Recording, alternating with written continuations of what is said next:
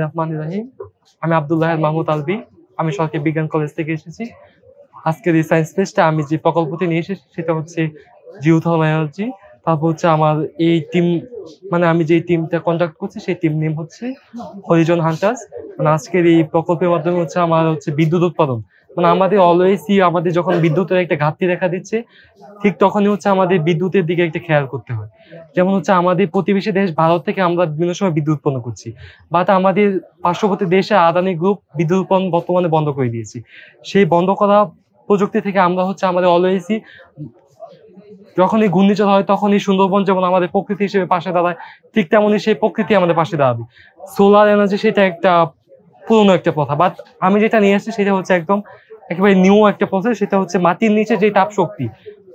আমাদের দেশে প্রতি কিলোমিটার মাটি খোঁড়া হলে 25 থেকে 30 ডিগ্রি সেলসিয়াস পর্যন্ত তাপমাত্রা পাওয়া যাবে। তারপর হচ্ছে 4-5 কিলোমিটার নিচে যদি যাওয়া হয় তাহলে 110 ডিগ্রি সেলসিয়াসের উপরে তাপমাত্রা পাওয়া যাবে। সেই তাপমাত্রা দিয়ে হচ্ছে আমরা আমাদের এই পেলটিয়ার মডিউল, যেটি হচ্ছে একটি সেমিকন্ডাক্টর, সেই সেমিকন্ডাক্টরের মাধ্যমে আমরা বিদ্যুৎ উৎপাদন করতে পারবো। পৃথিবীর একটা উন্নত দেশ হচ্ছে পোল্যান্ড, সেই পোল্যান্ড হচ্ছে 37% বিদ্যুৎ উৎপন্ন করছে এই জিওথার্মাল এনার্জির মাধ্যমে। তারপর আমেরিকার মতো একটি দেশ আছে সব মানে সবার উপরে। 2021 সালে হচ্ছে বিল টুডে নামে একটা প্রকল্প আমেরিকা চালু করেছে। সেই প্রকল্পের মধ্যে হচ্ছে ওদের 1 কিলোওয়াট পার আওয়ার বিদ্যুৎ উৎপন্ন করতে খরচ হচ্ছে $0.01, যেটা আমাদের দেশে আসলে কষ্ট একটু বেড়ে যাবে, প্রায় $1 মতো। বা সেটা একটু বেশি নয়, কারণ হচ্ছে আমাদের দেশে যে বড়পুকুরিয়া কয়লা বিদ্যুৎ কেন্দ্র আছে সেখান থেকে আমরা ভালো পরিমাণে বিদ্যুৎ উৎপন্ন করতে পারতেছি। কারণ ওইখানে হচ্ছে প্রতি কিলোমিটার মাটি খোঁড়া হলে ওইখানে টেম্পারেচার আছে হচ্ছে 42 থেকে 44 ডিগ্রি সেলসিয়াসের মধ্যে।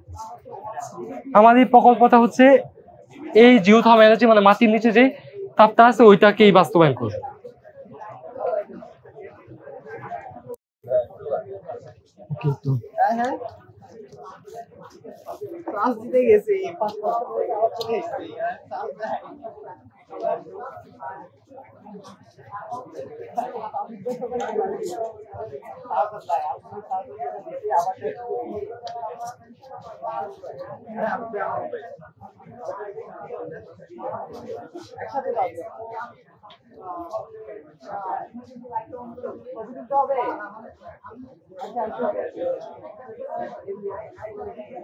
এখানে বরফ দেওয়া হয়েছে, তারপর এখানে বিদ্যুৎ উৎপন্ন হচ্ছে মানে পেলটিয়ার মডিউলের মাধ্যমে।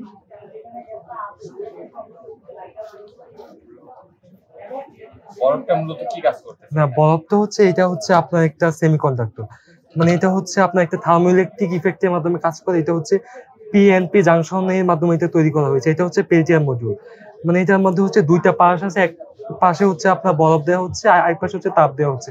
মানে এটা করা হলে পিএনপি জাংশনটা সক্রিয় হয়।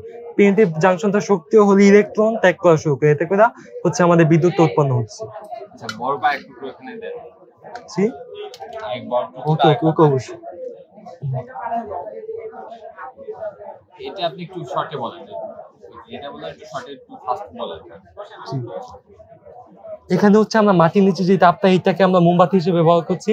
তারপরে মাটির নিচে তাপটা হচ্ছে যখন আমার পেলটিয়ার মডিউলে গিয়ে তা করতেছি, তখন মানে পেলটিয়ার মডিউলে যখন সক্রিয় হচ্ছে তখন আমি উপরের প্রান্তে বরফের টুকরোগুলো দিয়ে দিচ্ছি, এতে করে হচ্ছে আপনার হচ্ছে বিদ্যুৎ উৎপন্ন হয়ে যাচ্ছে।